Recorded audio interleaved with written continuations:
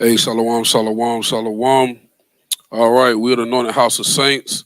All right, here for the second Sabbath class.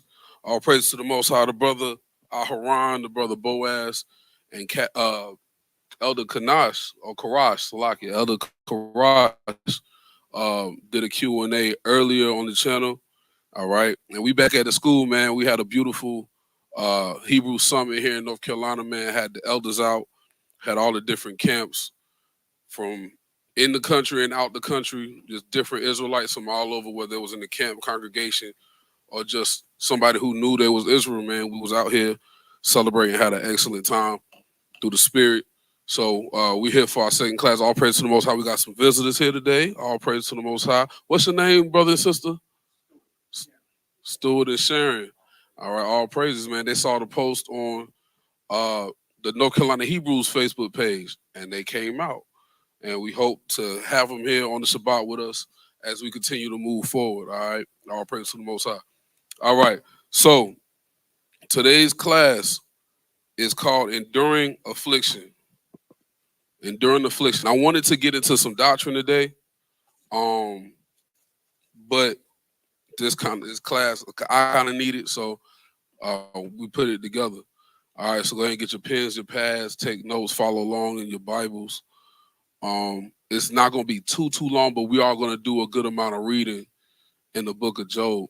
So before I start, Giannis, say something real quick. All praise to the Most High. Hey, once again, we gotta give it up to the Most High, man. We are able to come back to the school. It's a lot of people.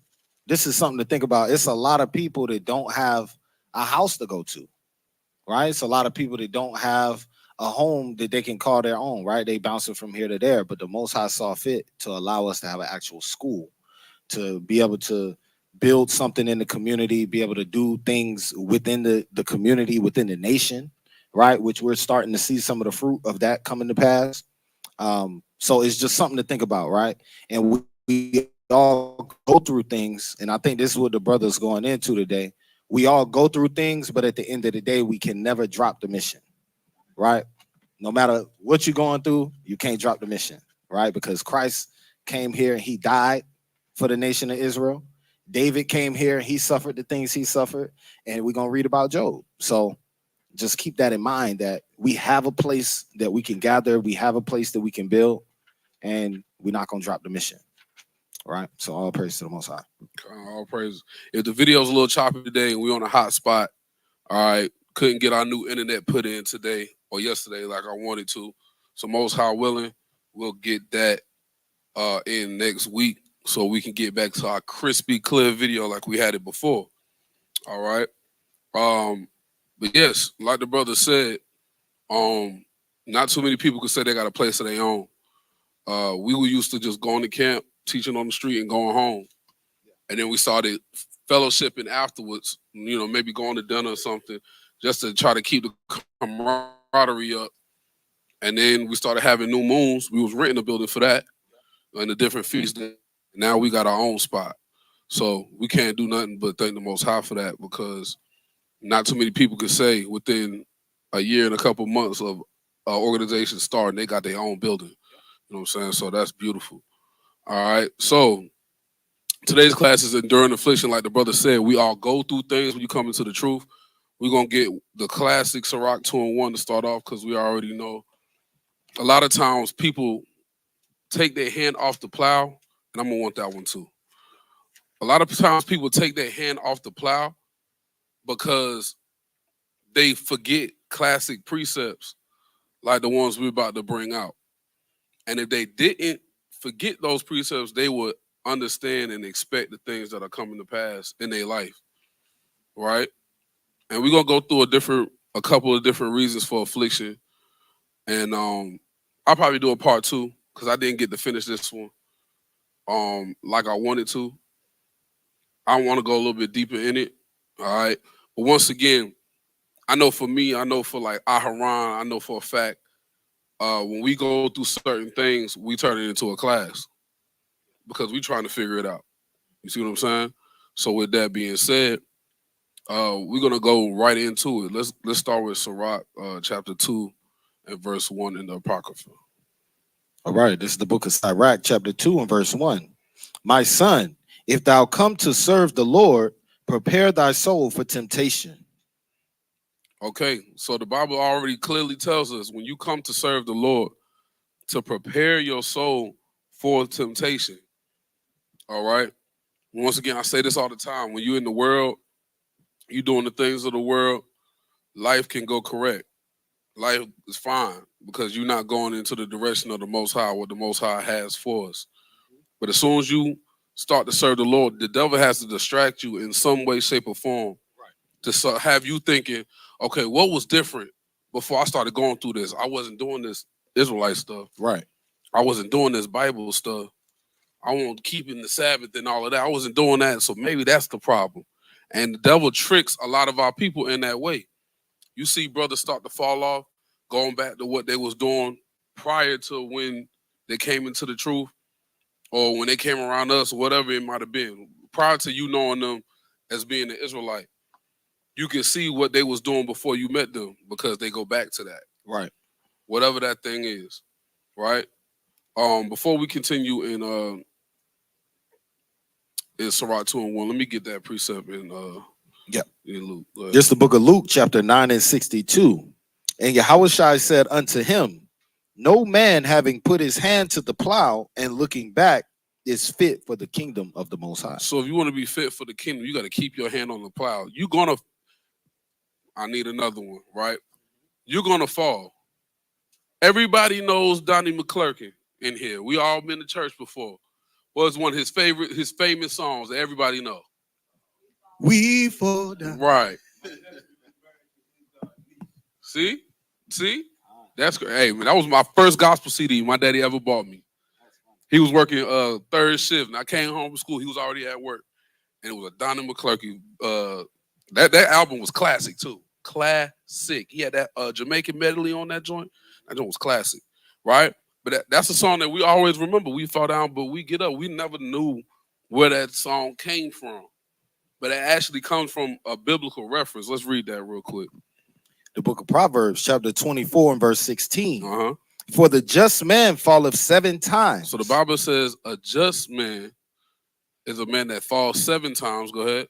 And riseth up again. So you can't be a just. You're going to fall. There's no ifs, ands, or buts about it. That's right. Right? People hit you with a spook doctrine when you first come into the truth. You have to be perfect in the sense of you never make a mistake. But if that's the case, what we need Christ for? Right. You know what I'm saying? It says a just man falls 7 times, but the thing about him that makes him just, he gets back up. That's right. Right? Because we're trying to perfect ourselves in keeping these laws, right? So go back to that one in Luke for me. My bad. Yep. Let's go back to the one in Luke, and then we'll go back to Sirach. All right, back at Luke chapter 9, verse 62. And Yahushua said unto him, no man having put his hand to the plow and looking back is fit for the kingdom of the Most High. Come on, man. You see brothers and sisters coming around, and they disappear. You see brothers, we'll keep the feast. Y'all remember in the beginning, it was when we was renting that building, we had like 30 people at the feast days. Every time. Excellent time. We get to school, nothing. Yeah. That's how it go. 9 and 62. God. Right? Yeah. People get comfortable. We start going through the motions. I heard a teacher say today that when you become Israelites, at first you're on fire because it's something new, and then in a certain aspect, certain laws become a part of your life so much that you get used to it. And now it's not I'm keeping the law. It's just I don't do nothing on Saturday. You see what I'm saying? I don't eat pork no more. Not because it's the law. I just don't eat pork. You know, I don't work on Saturday, not because it says no laborious work on the Sabbath. It's just because I don't work on Saturday. Right. You know what I'm saying? So you start to lose sight of why you doing what you're doing. You got something? Yes, Salakia. The Most High is no longer the inspiration. That's what he's talking about, right? It's when people lose that connection to why they was doing it in the first place. And that's what Christ is saying. He's saying if you put your hand to the plow, which represents doing the work, and you look back, what does that looking back represent? Yeah, any one of y'all. Ooh, what's a reference? What does that looking back represent when it says any man who puts his hand to the plow and looks back is not fit for the kingdom? So what does that looking back represent? Is doesn't that mean like stop I don't know. Doesn't that mean like stopping turning back from doing your work? Okay, so turning back, right, from doing the works that you was doing. And that reminds me, I ain't gonna get no precept, but that just remind me of a lot of stuff. But I got one precept. I'm not gonna go to the one in Revelation. I'm gonna get this one. This is Mark 4:19. And it says, and this is in the midst of the parable of the sower, right? The good, the master sows good seed in his field. But as the seed goes out, different things happen to different people. And this is one of the people. Verse 19. And the cares of this world and the deceitfulness of riches and the lust of other things entering in choke the word and it becomes unfruitful. So people putting their hand to the plow, but they allow the cares of this world to drag them off and they turn back from the plow. That's right. Hey, so I actually have a question though. Because now I look at that story, it's a story, but now I kind of look at it as a parable for that particular precept. What can you read that precept that we read in Luke? Yeah. And now, who could give me a biblical reference? I'll give a hint in the Old Testament that, or a story, parable, whatever you want to call it, that goes with this one. This is the book of Luke, one more time, chapter 9 and verse 62. Mm-hmm. And Jesus said unto him, no man having put his hand to the plow and looking back is fit for the kingdom of the Most High. Go ahead. It, He got it, but my question was, what story in the scriptures or parable? Yes. Well, I knew that's what he was yeah. What was you gonna say? Yeah, I was about to say Lot and his wife. Yes. Okay, what's the name of the story? Sodom and Gomorrah. Sodom and Gomorrah. What his wife do? The angel said, "Hey, do not look back." I heard a elder. I don't know where I heard it at. She was like the looking back. She was looking at Gucci. She was looking at Louis Vuitton and Prada and the big house and the Mercedes Benz, all the things of the world, like the brother said earlier, right? So no man that puts his hand towards the plow and look back is fit for the kingdom, because you're pretty much telling the Most High, the world got something that you don't got. So I'm about to try to go get this and bring it with me. it also goes to that story, what was saying, but they were on the road. I think like after Yahusha had passed, he came back with him and talked to those guys and was like, "You want to come with me? You got to sell everything." Oh, so the rich man. Yeah. And he said, what must I do to inherit eternal life? And he said, sell all that I have. Yep. And he was sad because he knew he didn't want to do that. Go ahead. You say you got something? Okay, so it's funny. I was reading that story the other day because I think it's like Genesis 18, right? Yeah, Genesis 18. I was reading it the other day, and I wrote in my notes. I said basically when his wife turned to a pillar of salt, that's like a sign that like whatever you're doing good, when you turn back from it, it can never lead to anything good, because whether that's like turning from something evil or just like trying to help out your community, turning back from it never leads to anything good. And what's a pillar? A pillar is stuck. A pillar is like fixed in one place, right? But let's go back to Sirach 2. So the Bible says, when you come to serve the Lord, prepare your soul for temptation. Things are going to pop up that are going to try to convince you that what you are currently doing is not the way. It's actually a detriment to your life, right, and not an additive to your life. Go ahead. We're going to keep going. Verse 2. Verse 2.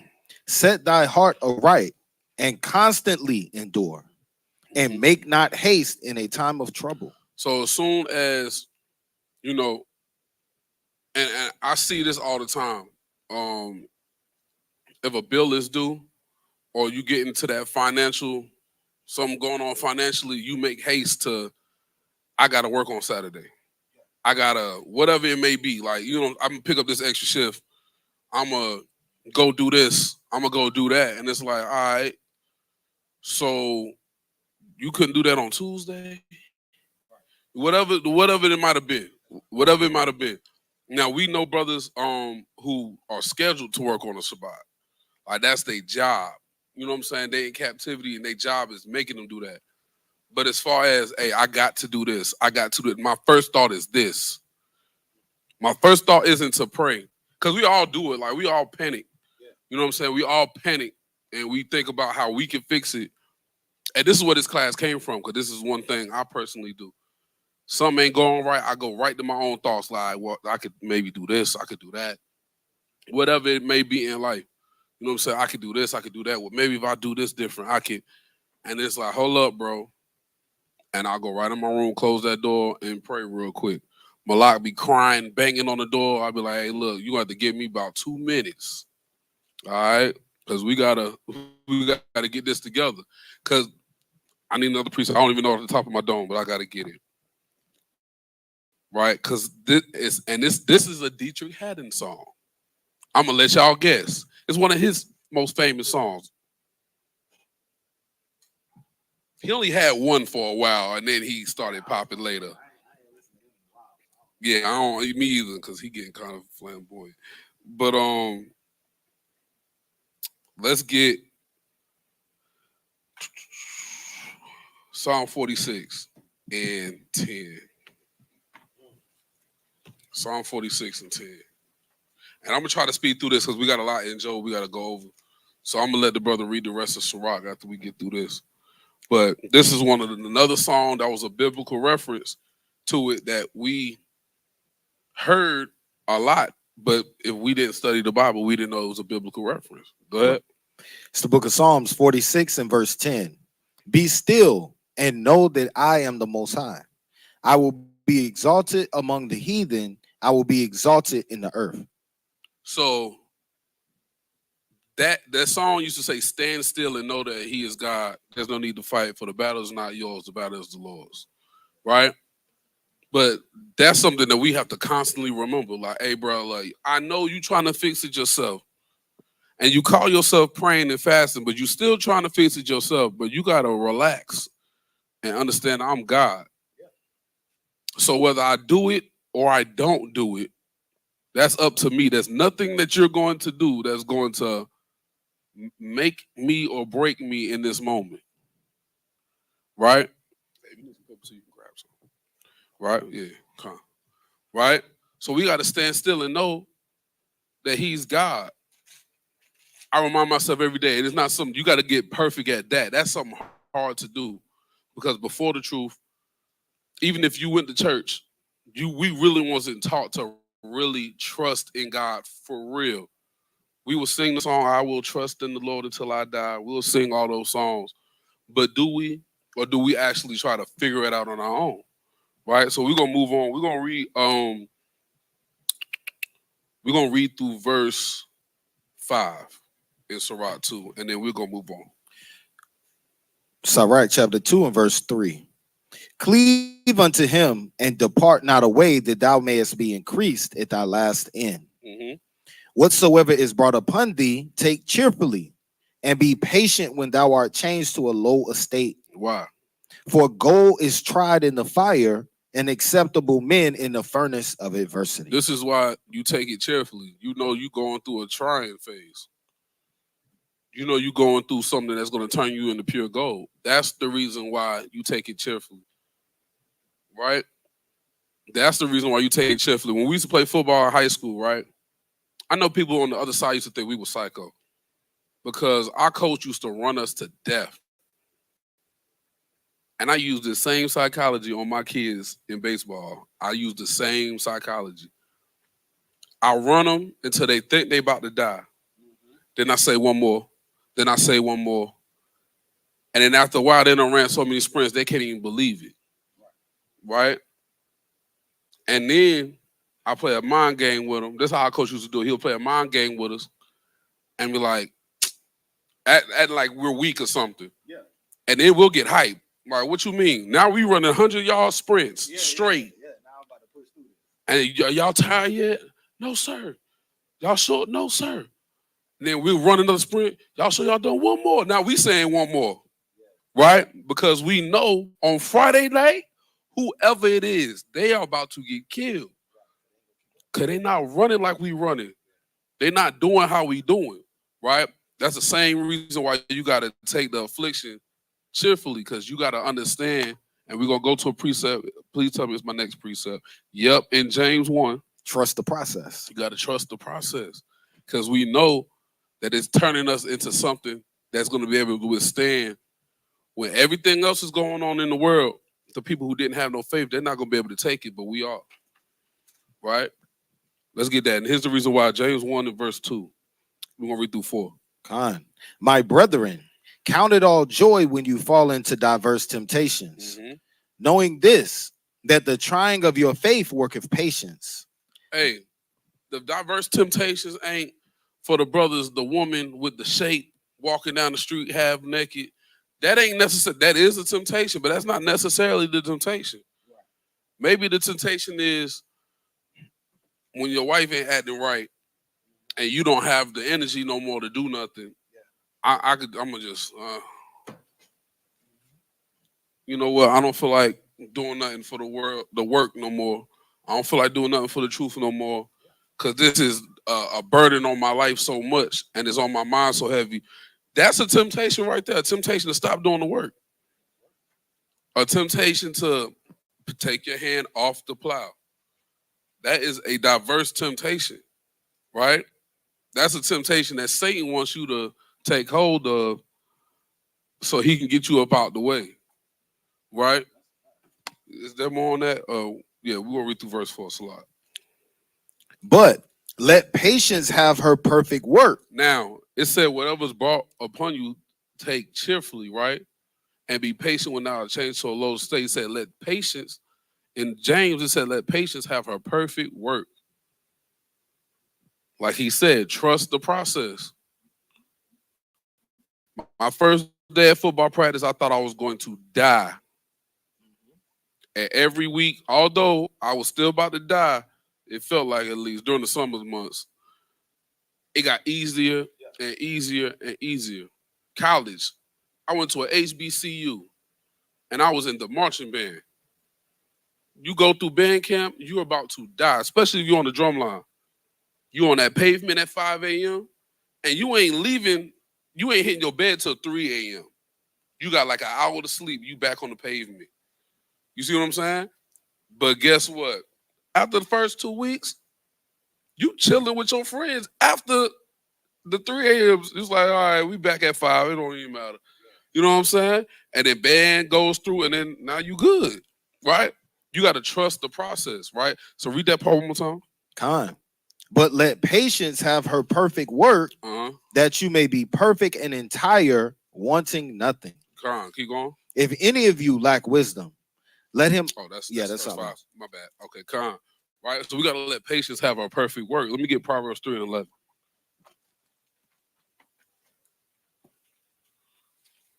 We got to trust the process, man. I'm reminding myself of this every day. This is the book of Proverbs, chapter 3 and verse 11. My son, despise not the chastening of the Most High, neither be weary of his correction. For whom Yahweh loveth, he correcteth, even as a father, the son in whom he delighteth. So sometimes the father will whoop the son to give correction for something that they doing wrong. But when the son gets older, he like, yo, I'm glad my father did that. Right? It could be something small. You put on your mom's high heels to walk down the hallway, and your daddy popped you on the behind. It might have hurt your feelings in a moment. When you got a little older, he was like, yo, you know what? Seeing the world we live in today, I'm glad he did that. You know what I'm saying? Whatever, whatever it might have been, right? So the Lord chastises who he loves. He only corrects who he cares about. There's a saying that says, to the wives, if your husband corrects you, your husband tells you, yo, you can't leave a house like that, it's only because he cares. If he allows you to leave the house any type of way, he does not care. You're a trophy, right? It's the same thing. The Lord chastises who he loves, right? Let's read that one over one more time, verse 11. My son, despise not the chastening of Yahweh. Don't despise correction, right? I've been getting corrected over the last year and a half, I say, the last year and a half, I've been getting corrected in a certain area. And I was having a conversation the other day, and I'm like, dang, looking back, it was like, bro, I was like that. That's how I was for real. Like, you know, in the moment, in a lot of things, you feel like you're correct in a lot of things, and then the Lord chastises you, and then you start to realize I was not correct in these things, right? And like low key, I'm embarrassed because I matured, and it's like, oh wow, I can't believe I was that type of person, right? So you can't despise the chastisement or the Lord will be weary of His correction, Hey, right? you know what that reminds me of? Time is a great teacher. Time is a great teacher. Sometimes you think you know what you're doing. You think you know everything you need to know when you're 16 years old. And then you 25, you 30, and now you're like, dang, I ain't know nothing at 16. But your 16-year-old self would have said you knew everything you needed to know. When your parents made you mad, you was ready to leave. Like, I go do this on my own. Like, no, you can't. I man, No, look, you can't. yo, I left the crib one time, called myself. You know, I had a little girlfriend when I got to high school, but she was an 11th grader, and I just turned 14. So she was 17, and my mama wasn't having it. You know what I'm saying? And, you know, I'm thinking I'm a man, like my. And where she lived in my city was the roughest blood infested area. Ain't that funny? Then I'm going to a blood infested area. Anyway, the roughest blood infested area in the city. So much so that when my pops went out there, he saw so many red t-shirts. He was like, "Yeah, I got your little brother in the car. We out, right?" And my mom was like, "Yo, you either gonna break up with this girl, or you gonna have to do something." Man, I had a little suitcase that I had when I was 2. I filled that little suitcase up with whatever I could put in it. I called myself walking out the house. Man, when that sun went down, I went to the park, and I'm like, "Bro, I'm about to sleep on the slide. I'm about to go home." I'm about to sleep on the slide outside because you think you know something. I say this, I'm 31. I promise to you now, I be saying this all the time. 27, I ain't know nothing. 27, that was 4 years ago. I didn't know nothing. In the truth. My son was born when I was 28. And I was messing up big time at 28. In the truth, messing up, thinking I knew something. Listening to certain people on certain topics. So I thought I knew, you know what I'm saying? I said this to a brother the other day. Taking marriage advice from what I realized was bitter men, can't do that. You know what I'm saying? Now I'm going home taking that out on my rib, thinking I'm right because they pulling precepts. The pastor pulls precepts. Peter Popoff on BET, everybody know who he is. He uses the Bible. Kenneth Copeland uses the Bible. Joel Osteen uses the Bible. A lot of people use the Bible for good, and a lot of people use it for evil. Right? So, you know, a man thinks he knows something, he actually knows nothing, as the scripture say, paraphrasing. All right, so let's move on. Let's move on. Because I really want to get into Job. 1 Thessalonians 3, verse 1. We're gonna read 1 through 10. I'm gonna try not to stop you. And if you need to stop, go ahead. It's cool. But because I really want to get into Job. Because I just realized something today about Job that I really didn't realize before. It's the book of 1 Thessalonians chapter 3, verse 1. Wherefore, when we could no longer forbear, we thought it good to be left at Athens alone. Mhm. And sent Timotheus, our brother, the minister of God, and our fellow bearer in the gospel of Hamashiach Yahushua, to establish you and to comfort you concerning your faith. Why? That no man should be moved by these afflictions. That what? That no man should be moved by these afflictions. We cannot be moved because of affliction. This is a reminder to myself. You see what I'm saying? And I said I wasn't going to stop you, but I take this class a little bit personal. You see people that you care about come and go. That you genuinely care about come and go because of afflictions. And then you don't went through a bunch of afflictions. You don't been through a few of them.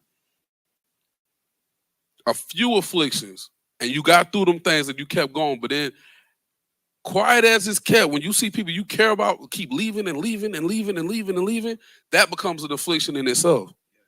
I swear that becomes an affliction in itself, right? But you're not supposed to be moved in these afflictions because they get harder and harder as you go. And the process doesn't. I'm sure the process of the Most High gets harder and harder until He decides to let up. I don't think it's like band camp where it gets easier with time. You know what I'm saying? I think the afflictions get a little harder. It's a testing, much is required. It's a test. All right, he passed this one. What about that? The test in kindergarten is not the same as the test in the 12th grade. It gets harder. All right, keep going. Con. That no man should be moved by these afflictions. Mm-hmm. For yourselves know that we are appointed thereunto. For verily, when we were with you before, that we should suffer tribulation. So it was already preordained that we was going to suffer problems and tribulations and trials and tests. Go ahead. Even as it came to pass, and you know. Mm-hmm. For this cause, when I could no longer forbear, I sent to know your faith, lest by some means the tempter had tempted you, Mm-hmm. and our labor be in vain. And that's a lot of times, bro, brothers' labor be in vain. All the good ideas, all the work, all the precepts they knew is for nothing. Mm-hmm. Go ahead. But now, when Timotheus came from you unto us and brought us good tidings of your faith and charity, that you have good remembrance of us always, desiring greatly to see us, and we also to see you. Mm-hmm. Therefore, brethren, we were comforted over you in all our affliction and distress by your faith. Mm-hmm. For now we live if you stand fast in Yahweh. For what thanks can we render to God again for you? For all the joy we joy for your sakes before our God. Mm-hmm. Night and day praying exceedingly that we might see your face and might perfect that which is lacking in your faith. Read verse 7 one more time. Therefore, brethren, we were comforted over you in all our affliction and distresses by your faith. Hey, man, you can comfort somebody else with your faith. They be going through affliction and different types of distress, and they can see you going through it, right? Haran tells me that all the time, like, bro, I saw what y'all had to go through with your son, and I ain't gonna lie. You know what I'm saying? And I ain't know this precept, like, at the time, you know what I'm saying? But studying this class and finding this precept, it shows, like, that's why it says, let your light so shine before men. You can recharge your brother's battery with your faith. You can comfort their distress. If you get through that, yeah, I got it. Let me quit tripping. Right? You got a precept? Yeah, I want to pull the one Shemaiah put in the chat. This book of Wisdom of Solomon, chapter 3, starting at verse 4. I think it's for a point that you had passed, but it kind of still makes sense. Yeah, come on. For though they be punished in the sight of men, yet is their hope full of immortality. And having been a little chastised, they shall be greatly rewarded. For God proved them and found them worthy for himself. So it's cold because we all know that it's a spiritual life and a physical life going on, right? But what happens is when we get afflicted in the physical life, we forget about the spiritual life sometimes, right? Some of us will turn from the plow of the spiritual life because of the affliction that happened in the physical life. And it's a good reminder, like it's like he was going into earlier. You got to trust the process. You got to understand that whatever affliction you're going through is a process to make you better in that area. So for instance, when you got people that you love or people that's in your close family or whatever, they acting crazy. Mm-hmm. Most High letting you build your patience up. Facts. Letting you build up your holding your tongue. All these precepts that we call all the time, they easy when they easy, but they hard when they hard. And that's what he letting us practice. What she was going to say. That was Wisdom of Solomon, chapter 3 and verse 4, 5, and 6. All right. All praises. Come on. All praises. All praises. All right. So let's jump to Isaiah 48. We're going to read 1 through 10 on that one too. This is the book of Isaiah, chapter 48, starting at the top. Mm-hmm. Hear ye this, O house of Jacob, which are called by the name of Israel, and are come forth out of the waters of Judah, which swear by the name of Yahweh and make mention of the God of Israel, but not in truth nor in righteousness. Mhm. For they call themselves of the holy city and stay themselves upon the God of Israel. Yahweh of hosts is his name. Now, we know a lot of people like this. We like this. I'm an Israelite from the tribe of Judah. Da, da, da, da, da, da, da, da. But we're not keeping the law. We slipping up. We're not repenting. We skipping the feast days. We different things of that nature. You know what I'm saying?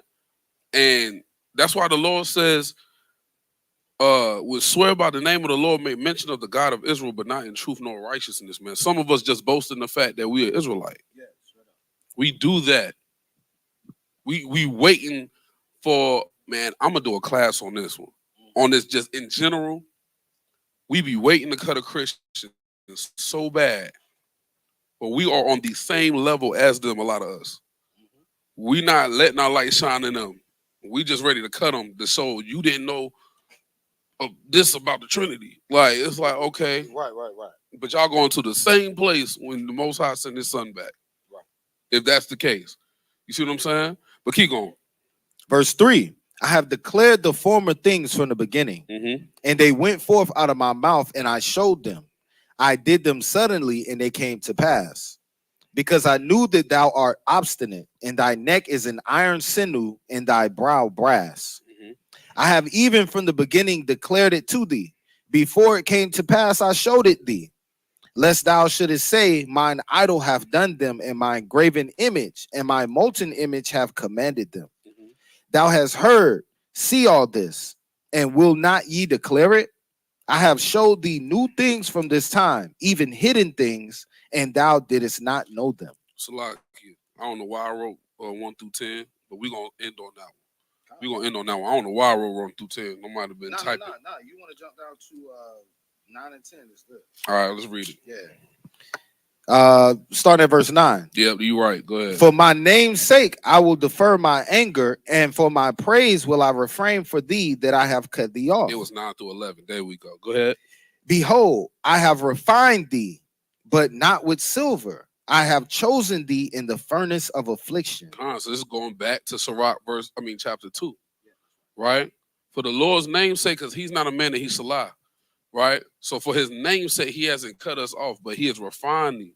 He's refined us, right? In the furnace of affliction. So if you're supposed to be, when you come into the truth, you're not the perfect Israelite. You're not the next to perfect Israelite. But the only way to get yourself to a certain level in this truth is the only way is to go through affliction, which is why Sirach 2:1 said, prepare your soul for temptation. Because that's the only way to get refined is to go through affliction. The church teaches us, I be watching, he's funny, but this man is a false prophet. Brian Carn. That man is hilarious. But it was either today or last night, he had his whole church spinning in circles. He said, oh, I feel a turn. Turn around. Tell everybody to turn around. He was like, you not turning. You supposed to turn around because God says something's going to turn in your life.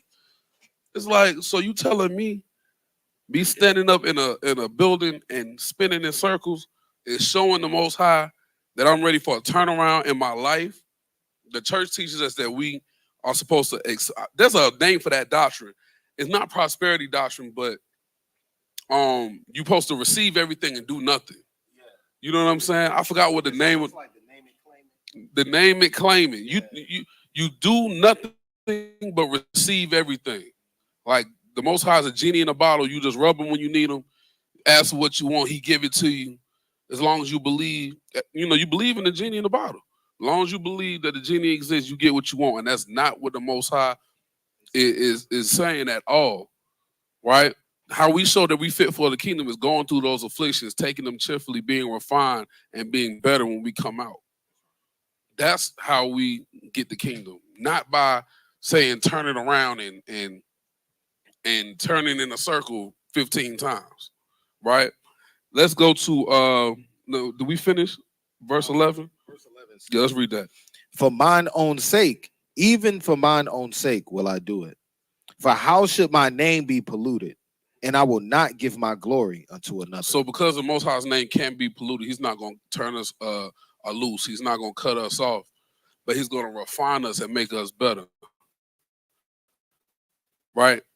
Anything else, he might just cut off. Okay, like he gives the analogy of a tree not yielding fruit, or like any plant that's withering, you just cut it off so it doesn't kill the whole plant. The Most High said, you know what? I'm not going to cut you off. I'm going to refine you and make you better. All right. Now we're going to go to Job. This is what I really wanted to get into. Let's go ahead and go into the story of Job.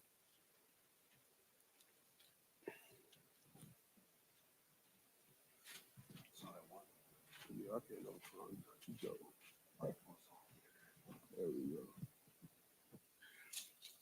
go. We're gonna start at verse. No, we're gonna start at verse 1, just so we can get some pretext. Okay. It's the book of Job, chapter 1 and verse 1. Mm-hmm.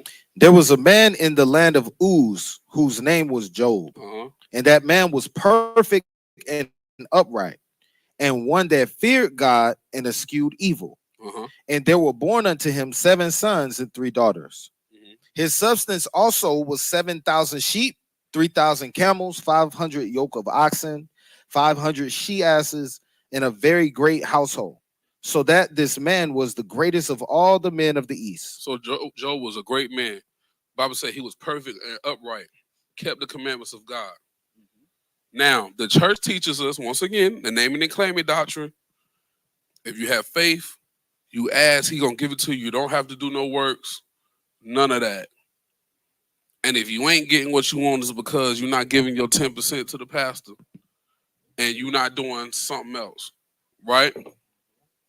This man was perfect. Let's remember that.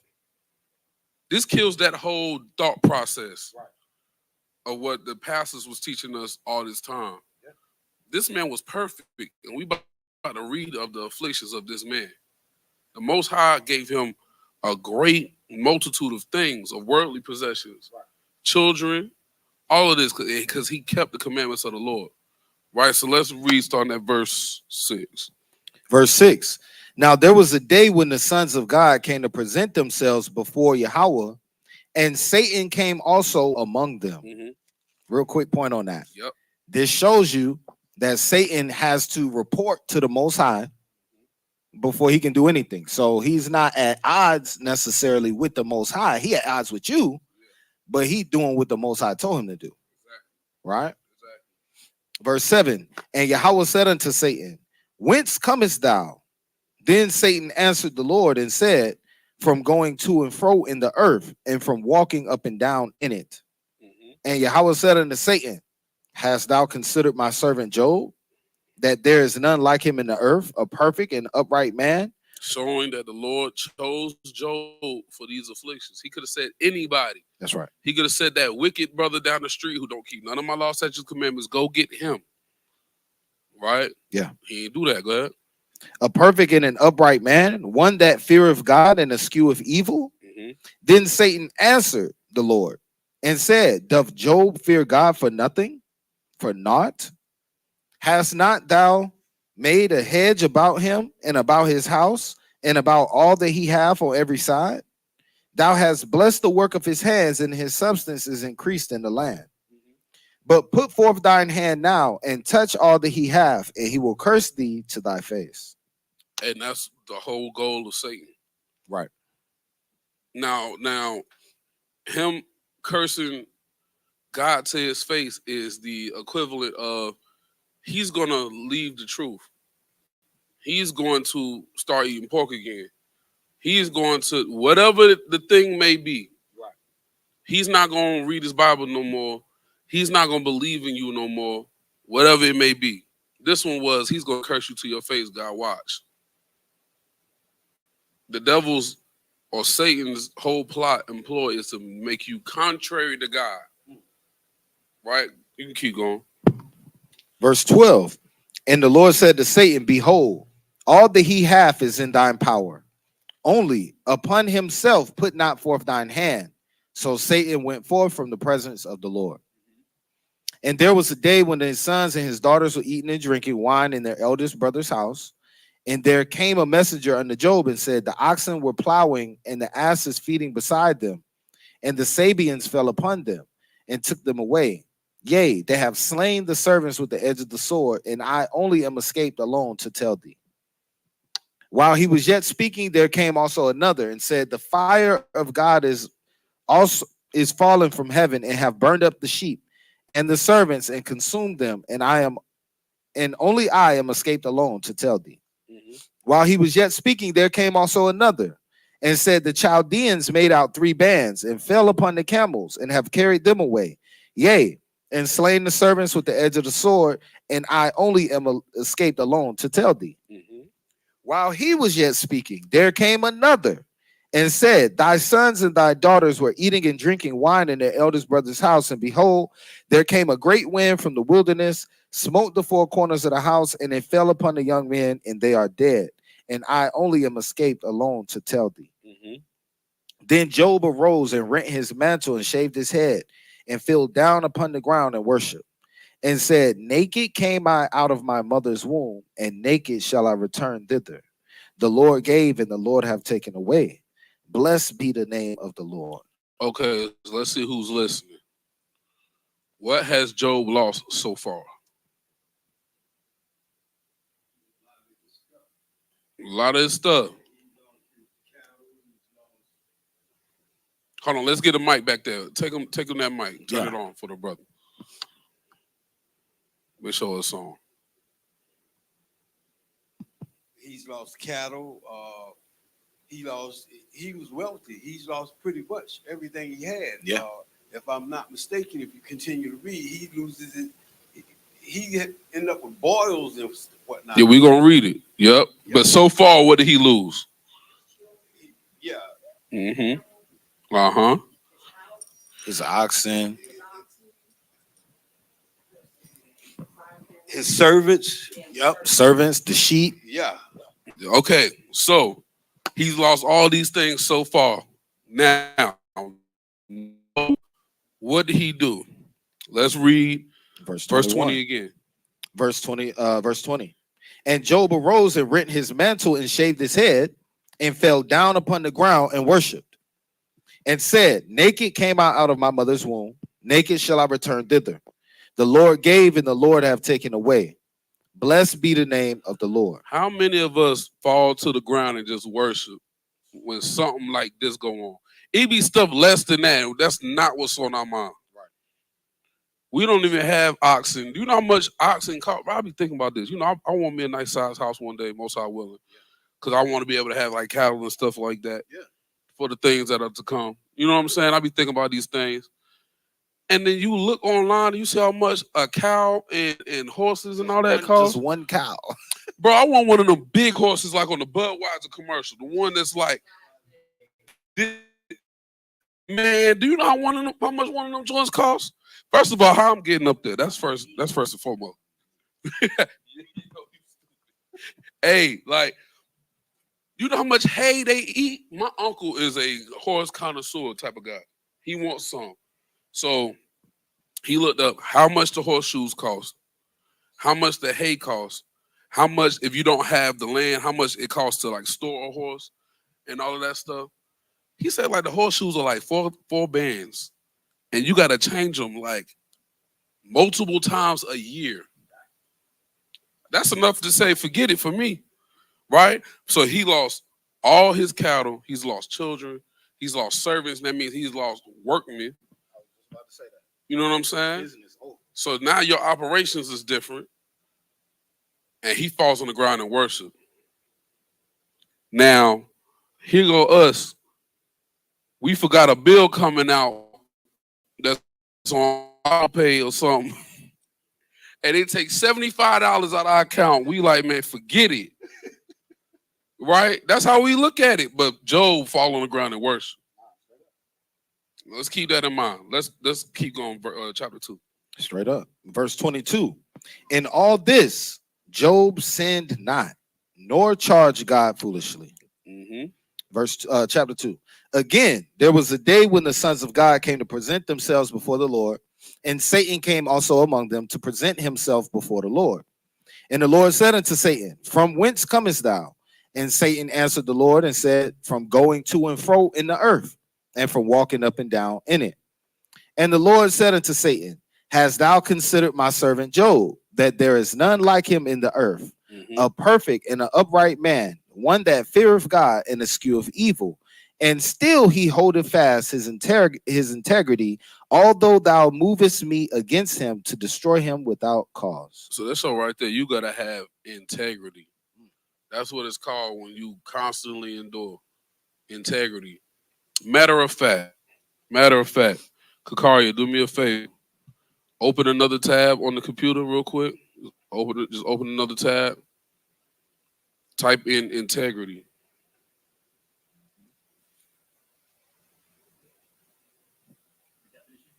Yep. And I want you to you gotta zoom it in like 200 on 200. And then right there on the top it should say share this tab you know how to do it. Share the screen. Yep, share that screen. But zoom it in on like 200 so the people can see it. Because I'm just interested to see what it say.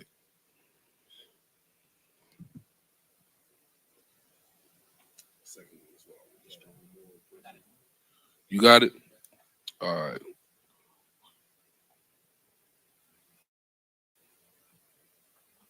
Go ahead and turn your mic on. All right, I got it. You want me to Put read it on the full media screen if you could, just so it could be bigger for everybody. Oh, my bad. Wrong button. You okay? You got it. It's been a while. I'll trying to get it. Let me. Is that it? Yep. Okay. All right. You want to read it? Yep, All right. It please. says integrity, the quality of being honest and having strong moral principles, moral uprightness. Okay. Read after and one more time. Having strong moral principles. That's what I want. Having strong moral principles. You can switch it back. All right, cool. You can just hit end the tab on the top. It should switch us right back and then put it back on full screen for us. Having strong moral principles. That means Job, but you know how everybody be saying standing on business? That man stood on business. Job stood on business. Right? He did not waver in his belief system. He knew what he wanted, or he knew what was right. Let's put it like that.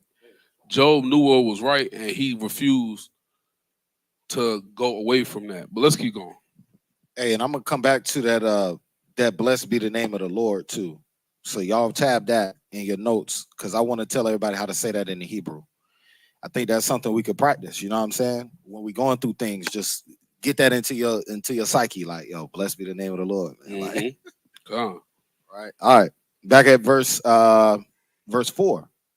And Satan answered the Lord and said, skin for skin, yea, all that a man hath, he will give for his life. But put forth thine hand now and touch his bone and his flesh, and he will curse thee to thy face. So he's saying a man will give all his possessions to keep his life. Somebody put a gun in your head right now and say, hey, you either give me that car or I kill you. You can have the car. I can't drive it dead. Right. Right? But he's saying now put your hands towards his body. So now we about to see bodily afflictions. Go ahead. Right. And the Lord said unto Satan, behold, he is in thine hand, but save his life. So went Satan forth from the presence of the Lord and smote Job with sore boils from the sole of his foot unto his crown. So like the brother was saying, that means you're walking on open sores. Yo, anybody had a bunion before? What is it called? Yeah. Is that what it is? Man, listen. Bro, I be getting one of them joints every once in a while between the toes, and you start walking the joint, man. That joint bad. I be at camp about to die. He be saying, blessed be the name of the Lord, man. That's why I need to be. I'm telling you, like that mess hurts whether you standing up, whether you sitting down, it don't matter. Right? And it does nothing but get worse as the more that, friction hits it. You see what I'm saying? He's walking on boils. and into the crown of his head, the sun beaming on boils. If his thighs touch when he walked, that's happening too. Let's just think about it. That ain't no joke. You see what I'm saying? That ain't no joke. His whole body full of boils. Right, keep going. And he took him a potsherd to scrape himself withal, and he sat down among the ashes. And said his wife unto him, dost thou still retain thine integrity? Now she got Satan on her. Yeah. Straight up. And you know what? What you're about to read, everybody knows this part of what she's about to say. You know what I'm saying? But I forgot about that first part. Do you still have your integrity now? That's the devil. Yeah. Who else will say that other than Satan? You still want to keep these laws? Right. Huh? That means she knows. Hey, give your mom the mic. That means she knows. That's right. Keeping the law is yeah, she knows the fix to all of this stuff. She knows Satan will take his hand off Job if he just start do whatever. That's what he wanted the whole time. She gotta be tapped in with Satan. She's tapped in with Satan. That is crazy. Go ahead, sis. Yeah, I was gonna say, that's crazy that she said that, because she could have just been like, "Hey, you want me to help soothe your sores or something? Right. Some type of ointment or something." Like, Some. who gonna see they spouse go through something like that and not, try to console them? Right. That's wicked. She basically said, "You don't want this bacon, these pigs that we got eating the trash or on the outside of the land. You sure you don't want me to cook one of them things up for?" That's what she was saying. In so many ways, it didn't matter what the law was that he was going to break. She said, so you still want to maintain your integrity? The definition of integrity was having a strong moral principle. What was that moral principle? Not sinning. And in the verse, chapter 1, he said, in all this, Job sinned not. That's where his integrity came from. You know what's cold about that? The only person who said the word integrity was the Most High when he was speaking to Job. And who?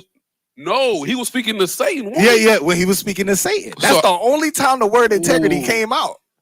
Yes, so that means that's literally the spiritual connection. Like when Satan be jumping on these people, it be him influencing these people directly, using what he know the Most High said your strength is, or whatever your weakness may be, and he taking that game plan right back to you. Now check this out. Sisters be getting on me. They was like, "Why you always?" One of the sisters said, "You used to always get on the sisters." I slowed down. Did I not? I have slowed. I ain't done a class on sisters in a minute. But there's one thing I have said that I believe to this day, because we see it here and we see it in Genesis. If Satan wants to get to a man of the Lord, he's going to go through the one thing that's the closest to him. He's going to start with the wife. Straight up. Straight up. Now, if the wife in the spirit and the wife picks that up, okay, he's going to go through other avenues. But everybody know when you marry, the one thing that gets to you the most is your rib. So the sisters got to stay in the spirit to know, I'm not in my emotions right now. I'm not even mad about nothing right now. This is an attempt to break up what we got going on, which will then distract him from doing this. You see what I'm saying? Because to your point, how did she know to say that exactly and let Satan then get on her? That's what I'm saying. That is amazing. That's crazy. That is amazing. So that also shows in church what they call the armor bearer, right? Which that's in the scriptures. I forgot the title they use for armor bearer. Yeah, they used to have a whole. It's right here, and it won't let me get it. Anyway, they have whole trainings for these people. But that's the first line of defense for the men of God is the armor bearer, right? I'm going to go out on the women and say this. You the first line of defense for your husband, sis. If ain't nobody else, the line of defense for your husband is you. Especially after reading this. And Genesis. I'm going to leave that there. I ain't say nothing too crazy. So can't nobody get on me today. That's a cold thing. All right? I'm going to leave that there. Let's keep going. Verse 10. Let's read verse 9 again. Verse 9. Then said his wife unto him, dost thou still retain thine integrity? Curse God and die. Bro, back to your point again. What did Satan say that he was going to do? Curse you to your face. Where'd she get that from? Yeah, The whole verse 9 she got from Satan. that's crazy, bro. That's wild. Go ahead. I ain't never seen that. Yeah, that's crazy. Verse 10.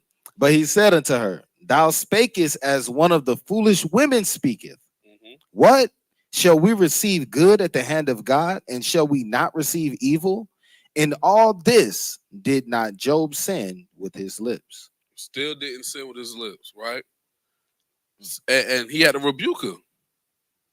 I wonder what happened after that. That's what I wonder. I want to know what happened, like as far as how she reacted to that. But I digress. Keep going. Yeah. Verse 11. Now when Job's 3 friends heard of all this evil that came upon him, they came every one from his own place. Eliphaz the Temanite, Bildad the Shuhite, and Zophar the Naamathite.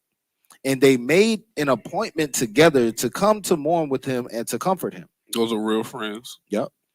And when they lifted up their eyes afar off and knew him not, they lifted up their voice and wept. And they rent everyone his mantle and sprinkled dust upon their heads towards heaven. Now, why does it say in verse 12 that they knew him not when they showed up? He wasn't recognizable. They never seen him in this estate before. This is Job. He's the guy. And you show up and he in the ashes and he got boils all over him. You know what I'm saying? Like, hey, affliction will make you go through. I was thinking today, I was like, bro, your beard is back, bro. Because when 2000 and I was born in 21, yeah. Man, 2019, 2020, beard was looking nice.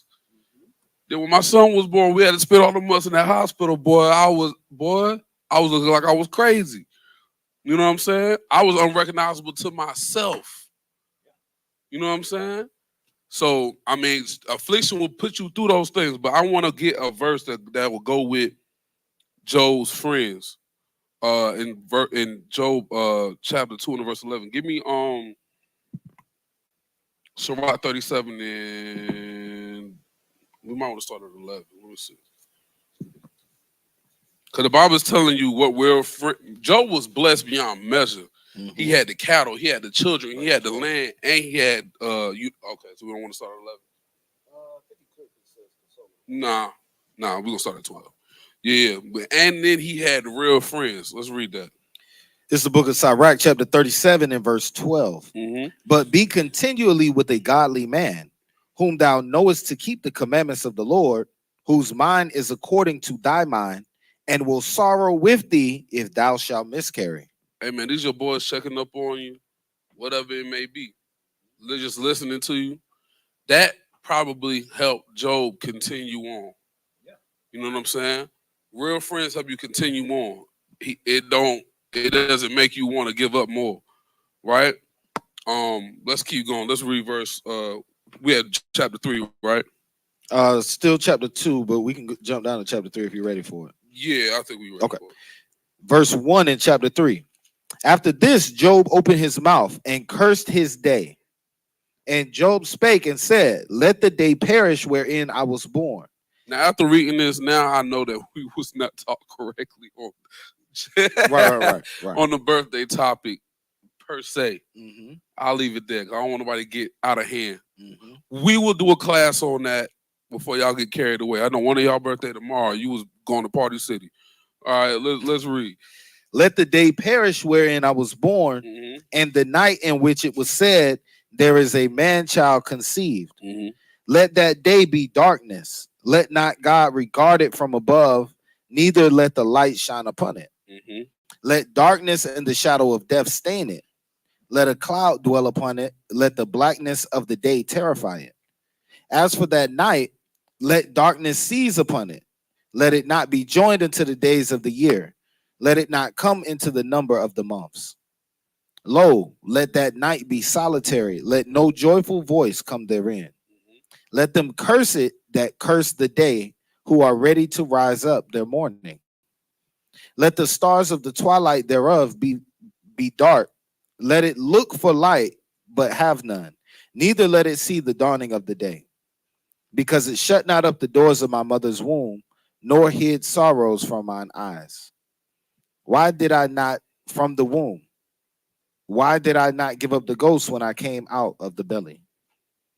Why did the knees prevent me, Or why did the breast that I should suck? For now should I have lain still and been quiet. I should have slept. Then had I been at rest. With kings and counselors of the earth, which built desolate places for themselves, or with princes that had gold, who filled their houses with silver, or as a hidden untimely birth. I had not been as infants which never saw light. There the wicked cease from troubling, and there the weary be at rest. So we can stop there. He's pretty much lamenting. He's mourning. He's like, man, I might as well. I just lost all these things. I might as well die. I'm going through all of this stuff. Where can we see where Job sinned in this moment? Nowhere. So in this particular example, we see that you have to endure affliction. In all the affliction, you have to endure. And at the end of it all, what happened with Job? He got it all back and then some. You see what I'm saying? For gold is tried in the fire, right? Acceptable men in the furnace of adversity. We don't go through 1% of now. Here's my thing, because I was going to hit you earlier, right? How many times was Job tried? A lot. We were taught that he was only tried one time. It was just a lot of stuff. He was tried multiple times, separate occasions. That's our life. You know what I'm saying? We're gonna be trying to. One's financial. One might be your marriage. One might be your parents getting sick. One might be you getting sick. You're gonna get tried multiple times. And guess what? In all of those instances, you can decide to drop the truth, drop the Lord in all of those occasions, because you have, I'm using air quotation, you have an excuse, I guess, in your mind. You have an excuse. Oh, well, I don't got time for the Lord because you know what? My wife acting crazy. My husband acting crazy. You know what? I'm not doing this because my mama is, whatever it may be. You can find an excuse and drop it. You see that Job didn't do none of those things. Say something for me real quick. Yeah, Khan, I just want to point out, this is such a heavy topic because, and some scholars say that you can look at Job as an allegorical book, right? You can actually look at it and say Job's life outlines the same outline that we got to go through, right? We come before the Most High. We try to do our best. We try to stand up when we feeling weak. We try to remain strong when certain things happen, but those things keep happening and they keep pulling us down. But what we learn from this story is that, number one, Satan was only doing what the Most High allowed him to do, and the Most High was allowing Job to go through this in part to prove his perfection, right? When you go back to chapter 2 and verse 2, it says, Job 2:2, it says, the Lord said unto Satan, from whence comest thou? Satan answered the Lord and said, from going to and fro in the earth, and from walking up and down in it. And the Lord said to Satan, hast thou considered my servant Job? So he comes back to Job again. After the first time, we saw what happened. Then the Most High came back and said, yo, have you considered Job? So this exact same process that happened the first time, Satan came right back, and the Most High said the same thing again. And that's how we should look at it. We shouldn't look at it like, yo, I'm going to go through something bad one time, and then once I conquer that, I'm good. No, you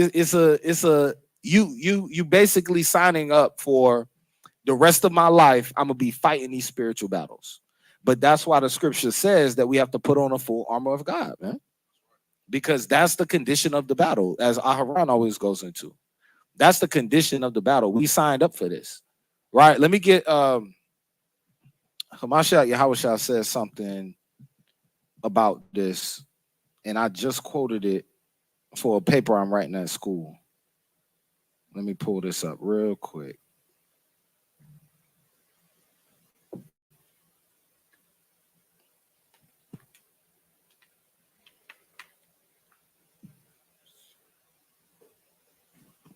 Okay. Yeah, let me get.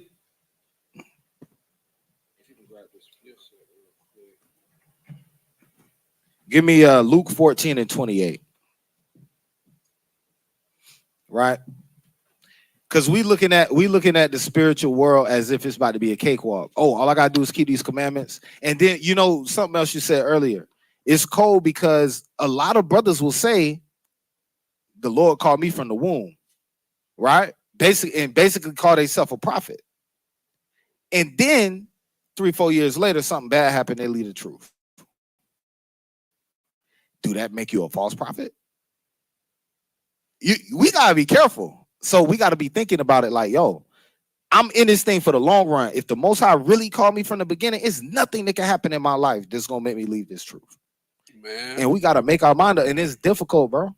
That's difficult. But go ahead.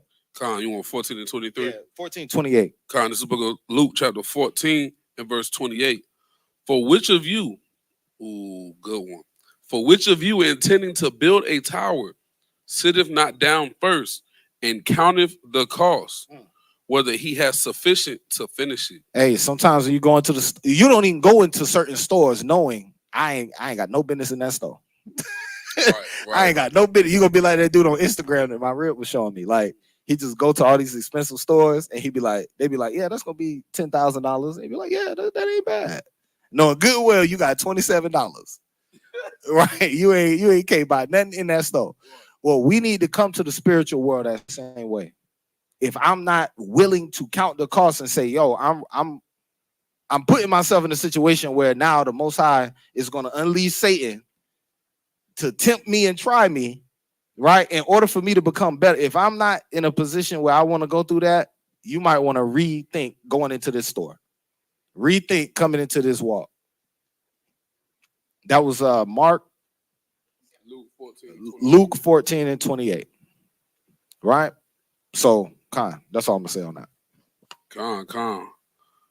Con. Hey, man, listen. I used to think about that precept every day we was in this school renovating, yo. I ain't gonna lie. Every day. Because I know there's somebody hoping for a fact. Hey, man, them lights gonna turn off one day.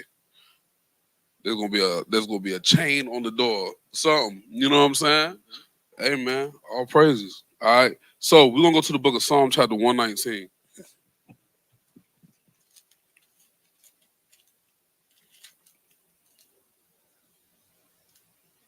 And we're gonna start at verse. We're gonna get a few verses. We're gonna get like 5 or 6 out of there. Let's start at verse 49. This is a book of Psalms 119 and 49. Remember the word unto thy servant upon which thou hast caused me to hope. This is my comfort in my affliction, for thy word have quickened me. The proud have made me greatly in derision, yet have I not declined from thy law. Hey, so the comfort in affliction is the word. That's the comfort. It's the word has. What does the word quicken mean again? To be made alive, right? So, like I said, when I have to sometimes, lock out the doggone bedroom real quick, so I could throw up a quick prayer. You know what I'm saying? Hey, cause I'm feeling so bad right now. I need to go pray, cause that's the only thing that's gonna change this particular situation, right? Hey, my boy be crying. He gonna have to cry for 2 seconds. Well, we both gonna be here crying. You know what I mean? So let's skip down to verse 67. We're gonna read 67 through 71. Verse 67. Before I was afflicted, I went astray, but now have I kept thy word. Mm-hmm. Thou art good and doest good. Teach me thy statutes. The proud have forged a lie against me. Stop, my bad. Salaki, read 67 again. 67. Before I was afflicted, I went astray. So before I was afflicted, I went astray. So affliction can be, once again, Proverbs, what was it, 11? Wasn't it 11 and 3 or something like that? Let me make sure. 3 and 11. That sometimes that affliction is the correction of the Lord. Right? We have to remember that. That's why this says, bro, our mind has to stay on these precepts. Because if not, we're going to be sitting there coming up in our own mind of why this problem is happening and how we can fix it ourselves. Go ahead. God. Verse 68. Thou art good and doest good. Teach me thy statutes. The proud have forged lies against me, but I will keep thy precepts with my whole heart. Mm-hmm. Their heart is as fat as grease, but I delight in thy law. It is good for me that I have been afflicted, that I might learn thy statutes. It said it is good for me that I've been afflicted, that I might learn thy statutes. So the affliction is supposed to lead you right back to the word of God, right back to the laws, right back to what's the word? Self-reflection, right? Trying to see what you got going on that you can change. That's what affliction is supposed to do. All right, let's go down to verse 75. Verse 75. I know, O Lord, that thy judgments are right, Mhm. and that thou in faithfulness has afflicted me. And you know what? They'll say he's faithful to give. He's faithful to do this. He's faithful to do that. Guess what? He's faithful in judgment too. Yeah. And affliction. He's fair. Yeah. Right? So just as much as you know he's faithful to redeem and forgive, he's just know when you go off, he's faithful to correct and judge. Right? All right, let's go down to 92. Con, unless thy law had been my delights, I should have then perished in mine affliction. Hey man, so if I wouldn't have went back to the Most High, went back to the law, went back to the scriptures, it would have killed me. The stress of the affliction would have killed me. Right? Hey, so we got to remember that this is our peace. This right here, the scriptures, knowing, hey, you of the 12 tribes of the children of Israel, the world was made for your sakes, right? The affliction and the trying of your faith is to bring you out as pure gold. You remember that, you're going to be all right. It's going to be a little bit of comfort. But if you just sitting there, oh, I'm getting afflicted, and once again, like I say to you all the time, y'all seen Winnie the Pooh before. Everybody acts, people be acting like Eeyore. Just head down. Oh, I'm just trying to make it. I ain't even gonna lie, bro. Brothers be doing that. I be wanting to get off the phone like almost instantly. How you doing, bro? I'm trying to make it through the Lord's will. Of course, we try to make it through the Lord's will. Don't take what I'm saying to the left field.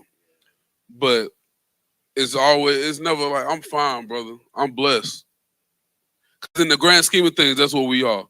Like in the grand scheme of things, we really blessed when it's all said and done. When we wake up.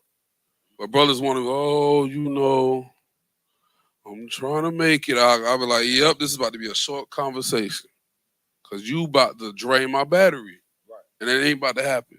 Right? So I got two more precepts. We're going to read a prayer for affliction. Let's go to Psalms chapter 25. And I only got one precept to close it out with. So if anybody want to bring anything out, that's fine. Yeah, sis, we can go ahead and start that whenever you're ready. So, Okay, this is the book of Psalms, chapter 25. What verse you say? Starting at verse 1. Mm-hmm. Unto thee, O Yahweh, do I lift up my soul.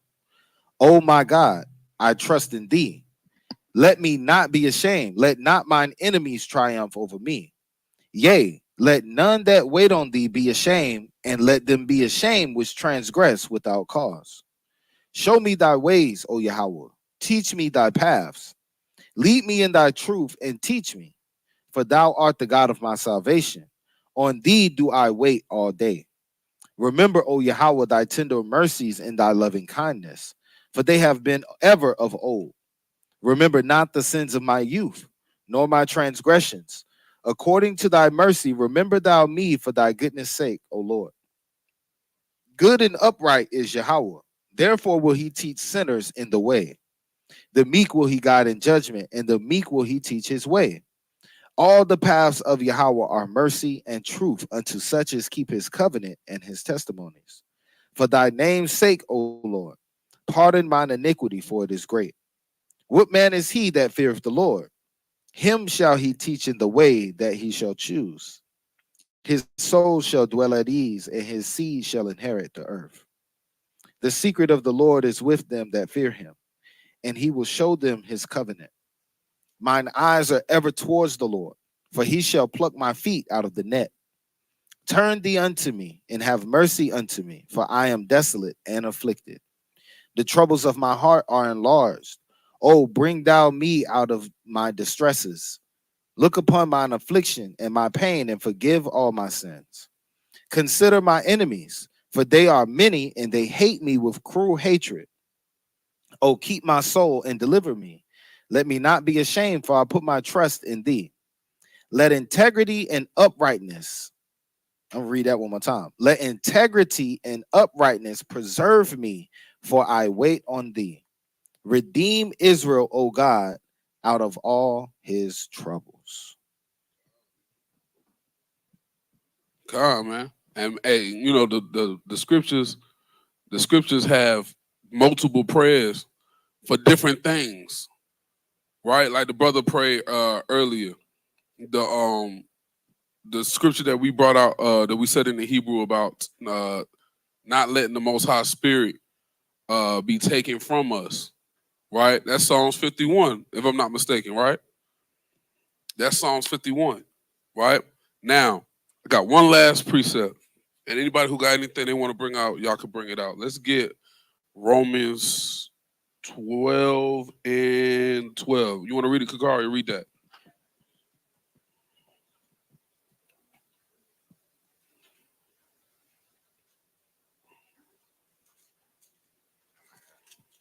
All right. This is the book of Romans, chapter 12, verse 12. Rejoicing in hope, patient in tribulation, continuing instant in prayer. Read that one more time. Rejoicing in hope. Start at verse 11. Let's start from where's a little context. Like, let me get there real quick. Okay. Let me get there real quick, because there's only one part of that precept. I always want to make it make sense for everybody.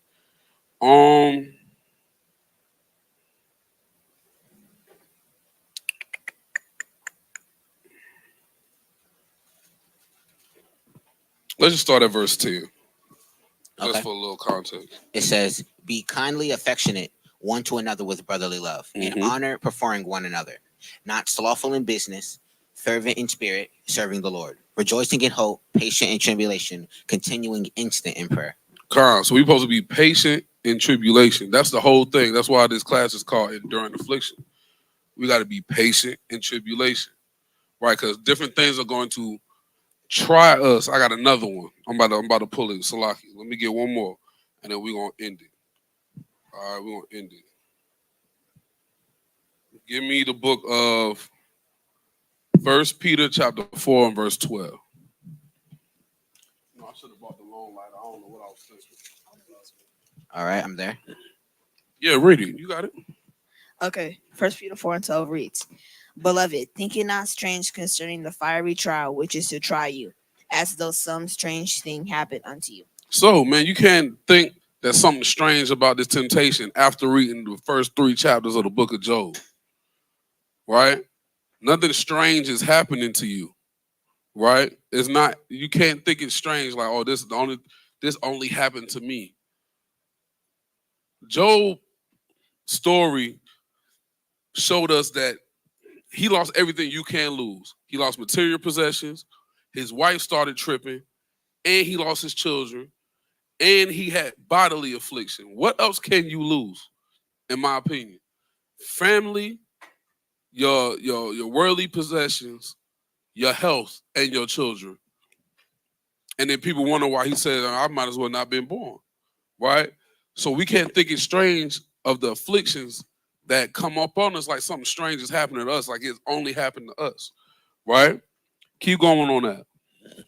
On verse 13. Mm-hmm. Okay, it says, But rejoice inasmuch as ye are partakers of Christ's suffering. Stop. What happened with Job? Said he fell down to worship. Said, but rejoice. Sirach chapter 2, whatever's brought upon you, take cheerfully, because we are partakers in Christ's suffering. Keep going. Finish it out. All right. That when his glory shall be revealed, ye may be glad also with exceeding joy. Because you're tried in the fire, man, and you brought it as pure gold. All right. So with that being said, that is the class Enduring Affliction. I hope people online and in the building were edified through the precepts. Really quick, hey, let's bring up that calendar real fast. All right, all praises. Let me see it real quick. Let me get to it on my phone.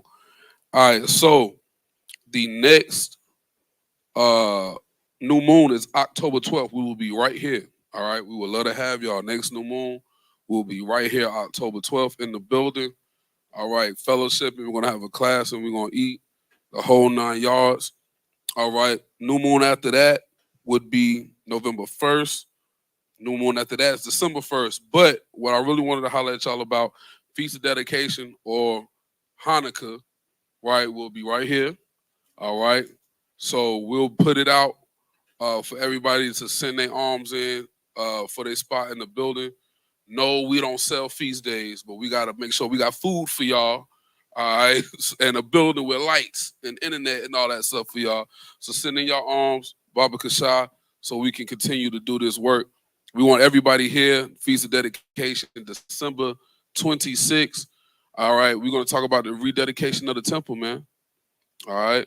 So we want everybody in the building. All right. We got the brothers from Atlanta supposed to be coming. Captain Yahweh said if he can make it, he's going to be coming. He's already looking at getting his tickets to get on that plane to get on over here. So, hey, man, we got a school now. So we're going to start congregating at the school that the Most High blessed us with. All right. So we want to see y'all there. There's another, put in the other overlay showing our the Cash App. It's in the same overlay section. If you can post it. I think it's in there. I'm not sure. Yeah. All right. Yeah. All right. To donate to the body so we can continue to keep our doors of our school open and all the bills paid in the school and continue to do the work, because we have a upcoming community service event November 2nd. So you can help us with that as well. All right. So we can continue to doing the things that we want to do in the community. You can shoot us a Cash App. Actually, it's not going to be that one. It's going to be AHOS School. It's going to be the Cash App. AHOS School. You can go to the little ticker, the thing that runs on the bottom, and you can let it scroll on the bottom. All right. $ AHOS School. Anything you can donate to help us keep the building open and running, and for these community service events, because we're going to be doing that multiple times a year. That's been on Brother Spirit very, very heavy. If you've been to the school, you know what type of community that we are in, and we trying to be a light and a service to the community. So if you would, Baba Kasha, please, please, please donate to the school. We'd appreciate it. All right. So with that being said, I'm Brother Judah. We setting up because we about to eat, man, and just fellowship with one another. I'm Brother Judah with Anointed House of Saints. We're going to get Daniel 7 and 18 real quick. Bring it out. You got it. You can read it. Make sure you read it loud. And then we're going to shut it down.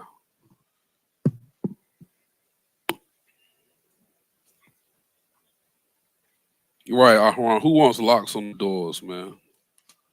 Nobody wants our doors to be locked. We want to keep our doors open. So make sure you donate, Baba Kasha. All right, yeah, we're not the pastor. We're not asking for a certain dollar amount. We just, hey, every dollar you send to us goes right to the school, and then we back at zero. So, Baba Kasha, please help us out. Go ahead. Right. This is the book of Daniel, chapter 7, verse 18. Mm-hmm. But the saints of the Most High shall take the kingdom and possess the kingdom forever, even forever and forever. And we appreciate everybody for tuning in to our second class on the Shabbat. Most High willing, we will see you next week. Shalom.